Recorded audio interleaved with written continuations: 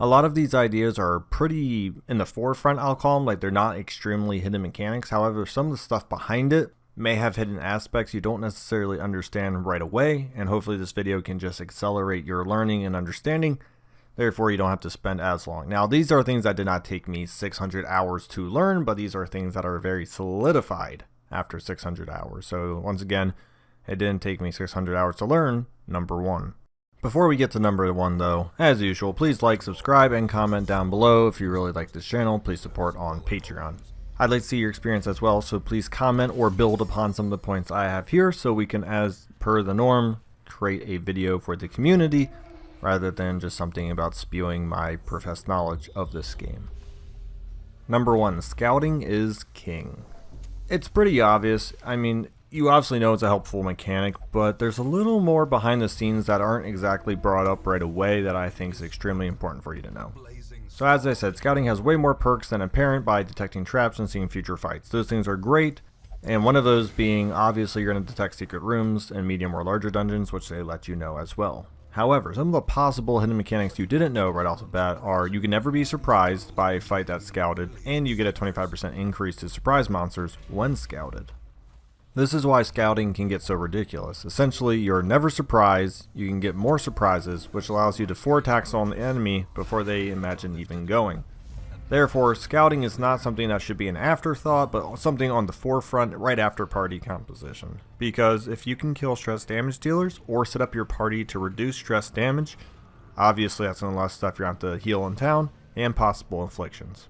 The light level also affects scouting, and I don't think the game has those numbers broken down. However, go to the wiki, obviously bright light more scouting. Once you go to dark light, I believe it's 0 if not negative. Therefore, double check on what those numbers are exactly. However, if you really want to focus all on scouting, always keep bright light when you enter a room.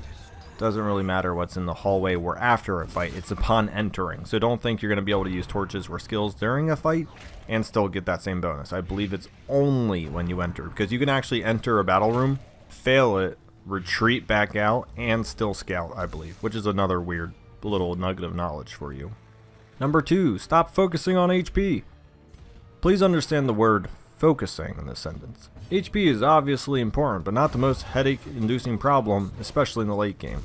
It may be tempting to focus on keeping people alive at no matter the cost, which may end up creating party compositions that are slower or always reactive. Sometimes the reactive parties can get a couple of bad rolls against them and still result in a death or massive amounts of affliction. Some quicker striking parties with an emphasis of taking down stress damage dealers is what you need, because the stress you can heal with stress healing skills is often not comparable to the stress damage dealt. For example, cultist witches with a trinket on can do anywhere between 22 and 24 stress damage in one go, and most stress healing skills in the game are probably going to do between like 8 and 12. Therefore, you're going to need 2 rounds to counteract 1. If she lives twice, she can possibly give you between 40 and 50 stress in one turn, which is way too much. And often these stress damage dealers sit in positions 3 and 4. Therefore, if you don't really have any stuns, pulls, or shuffles, or good attack row diversity, you're going to severely lack that.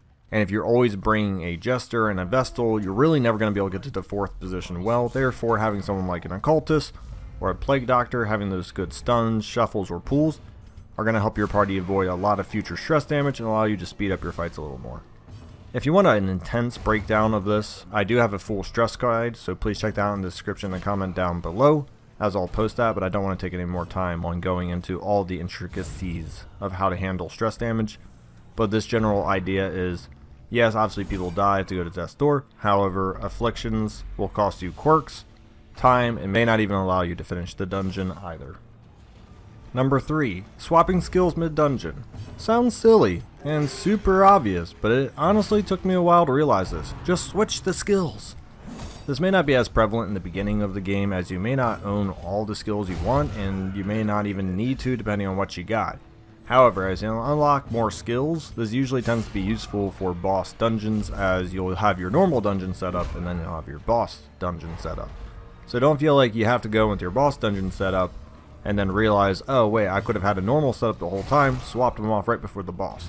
Just a small FYI, make sure you change the skills. The amount of times I've not changed skills when I wanted to, far too many and far too many times caught on camera.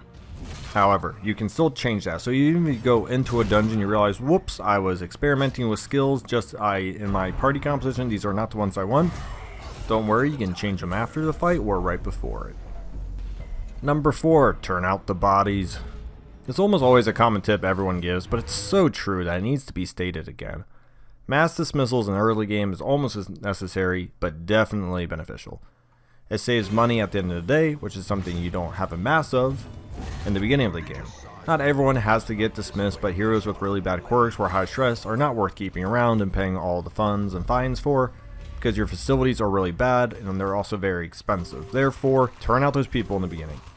If you're not on a crunch time, such as the hardest difficulty in the game, there's really no need. Once again, I'll say it again. Do not keep people with like klepto, perfection, anything that causes them less criticals, reduces HP. It's not worth it. Even some diseases are honestly not worth putting them in for a week and getting rid of, as that's just money. So if you don't want them, just get rid of them. Also, one other fact for this is your party roster is extremely small in the beginning of the game. So if you start even keeping half of every party you take in, within 4 to 5 weeks, you may have literally filled up your stagecoach of people you may not like.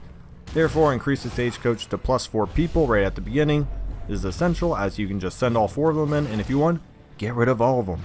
And just keep doing that till you amass some money and heirlooms, and you can progress your town along, and you can progress along some people as well. This is tip 4.5, and it's called don't buy all the skills, and if you have the time, and if you do medium or long dungeons and get a lot of heirlooms, I personally like to just get the bare minimum. And what I mean by that is, if you have Resolves 2, get what Resolves 2 can get, but do not buy the skills after that. Even if you have people hit Resolve 3 and you don't plan on using them, don't buy stuff for Resolve 3 yet. Therefore, if you have portraits left over and stuff like that, do the cheaper price along the whole time, because if you're going to cultivate a lot of people coming up, save your money now, because like I said, you don't need that Resolve 3 stuff yet. So that's tip 4.5. Don't buy every skill for every hero. Often they only need about 5 max, and some heroes can honestly get away with 4. Don't buy all 7 just because it's available and you think, oh, one day one might that. If you do have that scenario, pick one of the variations of people and make them that, so you don't have to buy all the skills, and then just use them in those very specific scenarios. Number 5, understand speed and dodge. I know they're simple mechanics, but man, is Darkest Dungeon essentially ruled by speed and dodge. These are the 2 things you want to really focus on. Accuracy, it's pretty understandable, but speed and dodge have I don't want to say a hidden aspect, but they can be kind of misleading on the forefront, so let's talk about them real quick. As per the norm, speed is a random number 1 through 8 plus your current speed. Therefore, this is how your 10 speed can lose to a 6 speed. And the reason why this is so important to understand is it allows you to predict everyone's turn order. Thus, your stuns, pulls, and damage abilities are able to be focused on the next man up rather than guessing who's going on their next lineup. This is extremely important, especially for stress damage dealers, where people you know are going to protect. Therefore, you can get ahead of the protection by stunning, or you can obviously kill the person that's going to be protected. And it's real simple about dodge. The number is not a percentage. If you have 40 dodge, we'll talk about what that actually means. So all attacks, what they're displayed is not their actual accuracy. Everything gets a +5. Thus, that's why in the game a 95% chance to hit is always 100, because it's 95 plus 5, it's 100. So a dodge of 40 against a total accuracy of 110, so if it's 105 plus 5, 110, is a 70% chance to hit. You have a 30% chance to dodge, not the 40 that is shown. That is just a number, it is not a percentage. That's all I'm going to say about that. Number 6, stalling for days. The more you play, you'll realize kill first, heal and repair at the end. This is why I think reactive styles are maybe a little more common in the beginning of the game, because you take everything at the same line. There's no ramp up and then bring down. What I mean by that is, my first couple of turns now is just all out offensive. If I could heal stress, I don't even bother doing it. I get down to the last enemy or 2, and then I just stun out the enemy for a turn or 2 if I do have large amounts of HP or stress to heal. This is why speed reducers and stuns are crucial at the end of fights to allow for stress healing and generic healing to occur. It may be tempting in the beginning of the game to kill as quickly as possible without doing that extra step, because you're like, oh, they hurt me so bad, they stress me out, I just want everyone dead. Hold off on that last person or 2. Now, if you don't have any great control, where if they are a huge stress damage dealer and you can only control them every other turn, consider controlling them for 1 turn and then killing them. Number 2 and 6 here should have pretty common threads throughout my stress guide. Number 7, AoE criticals on dead bodies. This one is an odd one, but can have some nice stress heals reduction near the ends of fight or in the middle of fights. The abilities I often use on this are Hue, Hound's Harry, and Zealous Accusation, as they are naturally some of the characters I already play, and Hound's Harry is actually one of the best at this because it obviously hits all 4. Critical strikes on dead bodies alone do not stress heal.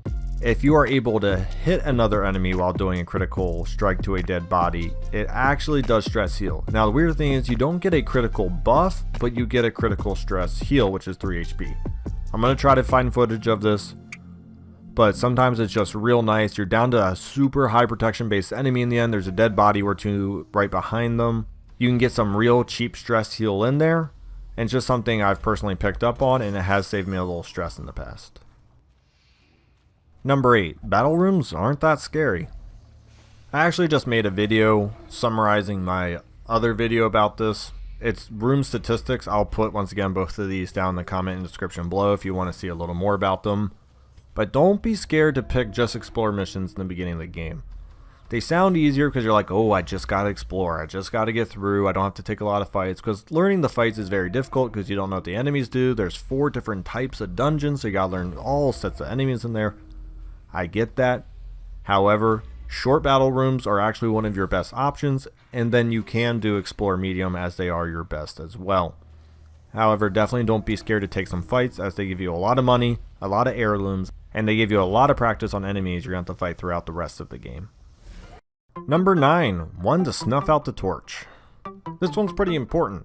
I have this one in my 6 tips video as well, but this is something you're definitely going to make a lot of money on, so let me just reiterate again. I'm not a huge fan of torchless runs, therefore I incorporate this idea into it. I can kind of get a torchless fight or 2 while keeping everything in bright light and pretty safe, all things considered. Now, scenarios. If you're doing a battle room or plan on doing a campfire after a battle room or hallway fight, snuff out the torch before the last enemy dies, as it is the ending torch level that determines the loot, not the average throughout the fight or the start at the whole fight. This can obviously then be increased with a campfire or 4 torches, or if you time this perfectly, it's the last fight to the dungeon, and you know this because you've scouted the whole dungeon. You say, this is my last battle room, I'm going to kill the torch on the last enemy, get all that extra loot, and not worry about wasting other money on getting the torch back up, or worry about using my campfire. And also another thing for hallways generically, if you get a lot of scouting going, or if you finish the dungeon, your light's low, and you know you left 2 to 3 curios behind because you weren't sure how close you were to finishing the dungeon, such as you were doing an objective mission, you don't know when you're going to find the last objective, or if you don't know how many battle rooms were left and you surprisingly finish a little quicker, snuff out that torch or keep it low and then go get all those curios. It's a lot of extra money, doesn't take a lot of extra time, just obviously be careful about taking fights and the amount of food. However, snuff out that torch and go collect that money. Number 10, the random things. Actions left, disarming chance, and curios. So first off, the actions are indicated by the yellow bars. You might be like, well, yeah, duh. On the off chance you miss that, it's extremely important because obviously you can see how many moves people have, who's gone, who's gonna go, and who still can go. So it's very important to understand that. Disarming chance is really nice. You pretty much get an idea of who's really good at disarming, but if you're playing on the PC, you can actually hover over the trap icon as you walk up to a trap, and it shows you the exact chance of disarming that trap, which is really nice because if you don't have something like the Grave Robber, Bounty Hunter, or Highwayman, which we all pretty much know to our hearts are almost always 100%, that's when you get down to people possibly like a Jester where they have a high chance, but is it exactly 100? Or if you use someone really dumpy and slow like a Vestal, what is her actual chance without a trinket increasing her trap disarm chance?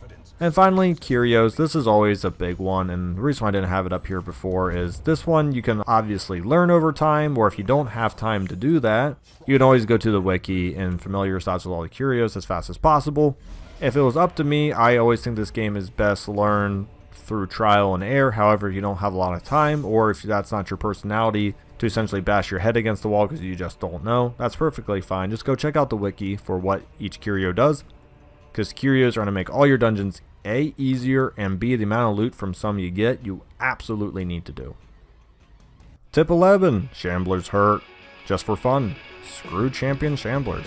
If you're going to do Shamblers, you want to get all the ancestral stuff, tackle them early, because at Resolve 2, you're essentially God tier level, as your equipment and skills are usually way above. You can actually stun this Shambler decently well, depending on the trinkets and character you have with you.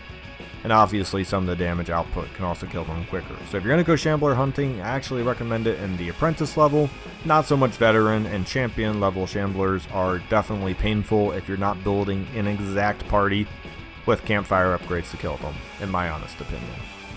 And my one last little tip for Shambler hunting: mess up your party before you get into the Shambler. The Shambler will always auto scramble you, so if you actually mess up your party to almost the worst, you may actually get to almost where you had it, or at least darn close near it. So mess up your party before you go in, because you may be gifted with your exact party lineup you want.